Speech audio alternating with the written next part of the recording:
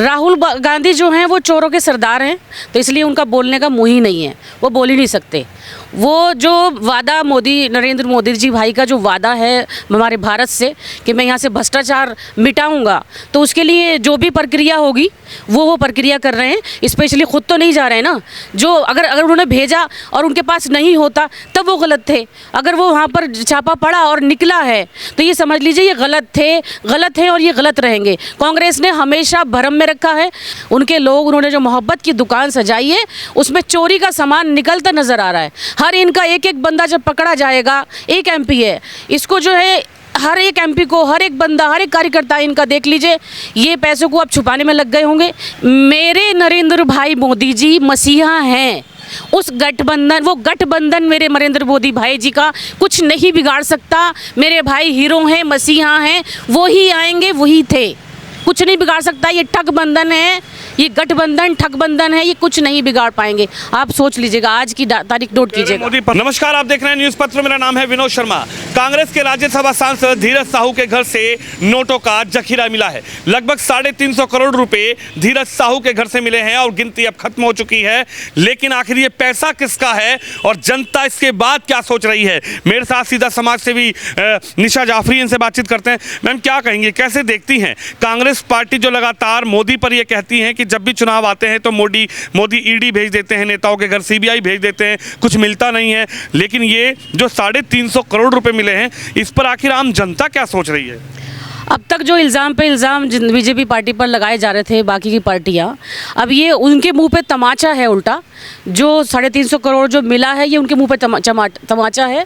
और इन लोगों ने जो जनता का 65 साल खून चूसा है, मोहब्बत की दुकान और चोरी का सामान, इन लोगों ने जनता का जो 65 साल खून चूसा है, उस खून का अभी तो पहला एक शख्स पकड़ा गया है। इनके सारे लोगों को जब आप निखोल कर देखेंगे, राहुल जी इसलिए तो काला मुँह करके भाग गए यहाँ से, जब देखेंगे तो हर एक बंदे पर निकलेगा ये, क्योंकि जो खुद बुरा होता है वो सामने वाले को बुरा साबित करता है। लेकिन सवाल तो यह है, वो तो कहते हैं कि मोदी पनौती हैं, मोदी जब भी चुनाव आता है तो ईडी लगा देते हैं, कभी केजरीवाल के घर सीबीआई भेज देते हैं, कभी ईडी भेज देते हैं, कभी मनोज सिसोदिया के यहाँ भेज देते हैं। लेकिन ये जो अब धन निकल के आ रहा है, 500 की गड्डियाँ निकल कर आ रही है, 200 की गड्डियाँ निकल कर आती है और गिनती करते वक्त मशीन ही खराब हो जाती है, तो इस पर क्यों नहीं राहुल गांधी बोल रहे? राहुल गांधी जो हैं वो चोरों के सरदार हैं, तो इसलिए उनका बोलने का मुँह ही नहीं है, वो बोल ही नहीं सकते। वो जो वादा नरेंद्र मोदी जी भाई का जो वादा है हमारे भारत से कि मैं यहाँ से भ्रष्टाचार मिटाऊंगा, तो उसके लिए जो भी प्रक्रिया होगी वो प्रक्रिया कर रहे हैं। स्पेशली खुद तो नहीं जा रहे हैं ना, जो अगर उन्होंने भेजा और उनके पास नहीं होता तब वो गलत थे। अगर वो वहाँ पर छापा पड़ा और निकला है तो ये समझ लीजिए ये गलत है और ये गलत रहेंगे। कांग्रेस ने हमेशा भरम में रखा है, कांग्रेस ने हमेशा हिंदू मुस्लिम करा है, कांग्रेस ने हमेशा ये जताया कि मुसलमानों के साथ में हूँ। हमेशा मुसलमान दिमाग में ये सोचते रहे कि हमारे पास साथ कांग्रेस ही है, बीजेपी नहीं है। लेकिन आज मुसलमान पूरा समझ चुके हैं, आज मुसलमान पूरा जान चुके हैं कि बीजेपी सबका साथ सबका विकास, नरेंद्र मोदी जी भाई सबका साथ सबका विकास लेके चल रहे हैं। ये एक ऐसे मसीहा हैं जो स्पेशली महिलाओं और बच्चियों के लिए उनका दर्द समझा, वरना तो छोटी उम्र में उनकी शादी कर दी जाती थी, उनको पढ़ने का मौका नहीं दिया जाता था। छोटी उम्र में बच्चा होने से उनका वैसे ही जिस्म ख़राब हो जाता था। उनको अगर फिर दूसरा मुद्दा है तलाक का, तलाक देकर शादी करने से पहले माँ बाप भाइयों को डर होता था कि शादी तो कर रहे हैं, पता नहीं कब तलाक दे दें। तो ये जो खौफ उन्होंने किया है कि शादी बची रहे, क्योंकि उस तलाक के अंदर छुपा हुआ था उन माँ बहन भाइयों का दर्द, उस महिला का दर्द, उसके साथ जो उसके बच्चे पैदा होते थे उनका दर्द कि हम माँ को चुने के बाप को, और बाप ने आप समझ लीजिए कि इतना हल्का समझकर तलाक बोला और घर से बाहर निकाल दिया। तो इन सबको जो कमज़ोरों का साथ जो नरेंद्र मोदी भाई जी दे रहे हैं, तो क्या वो गलत हैं? वो गलत नहीं हैं। आप भी मुस्लिम समुदाय से आती हैं। साल 2014 था जब मोदी का नाम सामने आया। 2014 में कहा कि मोदी को देश का प्रधानमंत्री बनाया जाएगा। प्रधानमंत्री मोदी का नाम सामने आते ही लगातार जो विपक्षी दल थे, चाहे मौलाना साहब थे, चाहे जमीयत उलेमा हिंद के जो भी लोग थे, कई लोगों का ये कहना था कि मोदी आएंगे तो मुसलमानों का बुरा हो जाएगा, मोदी आएंगे तो मुसलमानों को देश से बाहर निकाल देंगे, मोदी प्रधानमंत्री बन गए तो मुसलमानों की तो हालत ही ख़राब हो जाएगी। लेकिन आप खुद एक मुस्लिम महिला हैं, 9 साल में आपको क्या नज़र आया कि जो 75-70 साल में नज़र नहीं आया वो इन 9 साल में मोदी में नज़र आ गया? ये जो उन्होंने आज तक 9 सालों में जितने कार्य किए हैं, कोई वो ऐतिहासिक कार्य हैं जो कोई भी पार्टी आज तक नहीं कर पाई है। तो जो मुझे उनमें नज़र आया कि वो एक शेर थे, एक शेर हैं, वो एक मसीहा थे, एक मसीहा हैं, वो बहनों के भाई हैं और उनसे ज़्यादा दर्द कोई किसी का नहीं समझ सकता। वो पहले भी प्रधानमंत्री बने हैं और आगे आने वाली सालों में वो ही प्रधानमंत्री बनेंगे। ये हमारी दुआएं हैं बहनों की दिल से दुआएं हैं कि उनको जितनी भी पार्टियों ने बहका रखा था। और रहा मौलवियों की बात, तो उलेमाओं ने कभी भी किसी भी मुस्लिम के लिए मुस्लिम के हक की बात नहीं करी। उन लोगों ने अपने रोटियां सेकी हैं, उन्होंने अपने घर भरे हैं, उनके सबके बच्चे बाहर पढ़ते हैं, वो अपनी ज़िंदगी ऐशों में जीते हैं और यहाँ पर भाषण देकर गरीब मुसलमानों को, बहनों को भड़काया जाता है, बहकाया जाता है।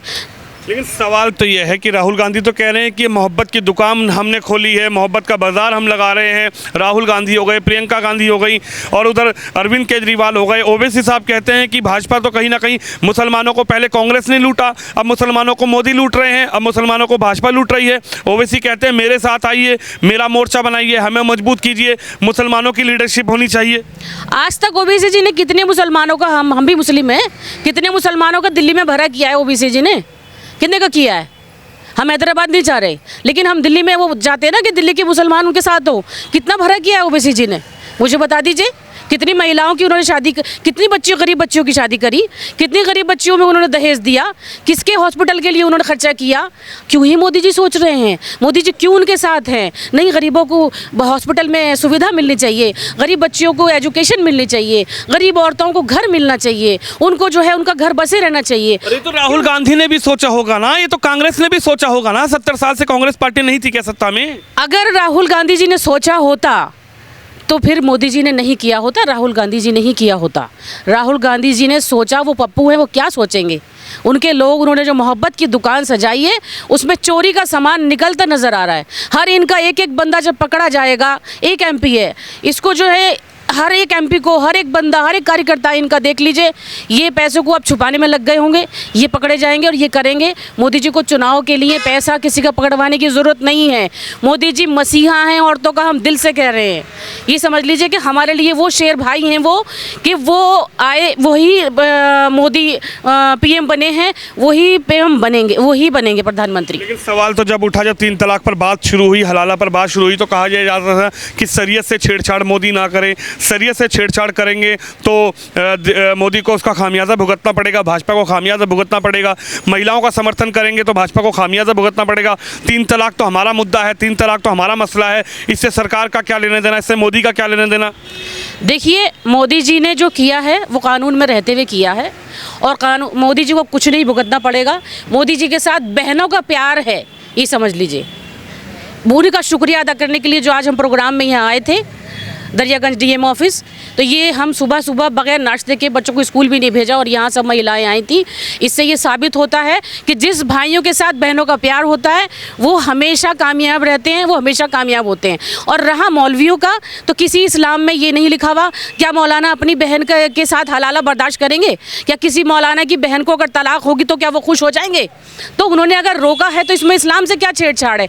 इस्लाम ने तो इतनी अहमियत दी है महिलाओं को कि उसके बाद अब अगर दी है, हुजूर सल्लल्लाहु अलैहि वसल्लम थे, इस्लाम की अगर बात करते हैं तो इस्लाम ने बहुत सम्मान दिया है महिलाओं को। जितना सम्मान, जितनी फ्रीडम हुजूर सल्लल्लाहु अलैहि वसल्लम ने बेटियों को दिया, अपनी बेटी से नस्ल चला के दिखाई जनाब फातिमा अलैहिस्सलाम से, ये देखिए जितना सम्मान उन्होंने दिया है इतना इस्लाम में कोई दे नहीं सकता। अगर इस दुनिया में किसके हिसाब से सोचते हैं तो जितना सम्मान मसीहा मोदी जी, नरेंद्र मोदी दास भाई ने दिया है उतना कोई दे ही नहीं सकता। सिर्फ बकवासबाजी कर सकते हैं जो पहले सरकार कांग्रेस करती आ रही थी, अरविंद केजरीवाल करता आ रहा था। अब इन सबके जो हैं काले खाने, काले धन और इनके खजाने और इनके झूठे वादे सब खुलते नजर आ रहे हैं। इसलिए 2024 में एक बार भरोसा करके देखिए ना, गठबंधन पर भरोसा करिए। गठबंधन में राहुल गांधी है, प्रियंका दीदी है, नीतीश कुमार है, अरविंद केजरीवाल है, ममता दीदी है। मोदी कहाँ है? गठबंधन में तो कह रहे हैं कि मोदी को हटाएंगे, कुर्सी से हटा के मोदी को हटाकर कुर्सी पे किसी और को बैठाएंगे अब की बार। मेरे नरेंद्र भाई मोदी जी मसीहा हैं।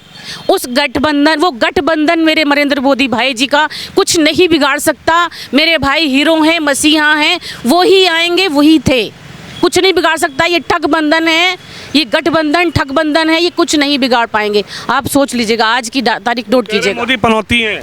वो खुद पनौती हैं, वो लोग खुद पनौती हैं। 65 साल 70 राज किया है कांग्रेस ने। 65 साल बहुत होते हैं। क्या किया उन्होंने मुसलमानों के लिए, क्या किया उन्होंने महिलाओं के लिए? शादी की उम्र हो रही है तो हो रही है, कोई तलाक हो रही है तो हो रही है, महिलाओं को जला के मार दिया तो मार दिया, रेप हो गया तो हो गया। कभी कोई एक्शन लिया गया है कांग्रेस सरकार में? बता दीजिए हमको। वो कह रहे हैं प्रियंका दीदी है, अब की बार प्रियंका दीदी लड़ेंगी, लड़की हूँ लड़ सकती हूँ। उन्होंने यूपी में भी नारा दिया था और केंद्र में अब 2024 का चुनाव है। प्रियंका जी कह रही है कि लड़की हूँ लड़ सकती हूँ, लड़ती रहूंगी।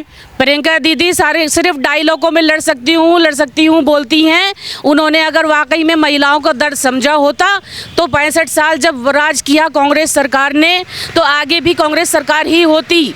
अगर प्रियंका गांधी महिलाओं का दर्द समझती। भाई पप्पू है और बहन जो है डायलॉग बाजी करती रहती है, और डायलॉग बाजी करने से कुछ नहीं होगा।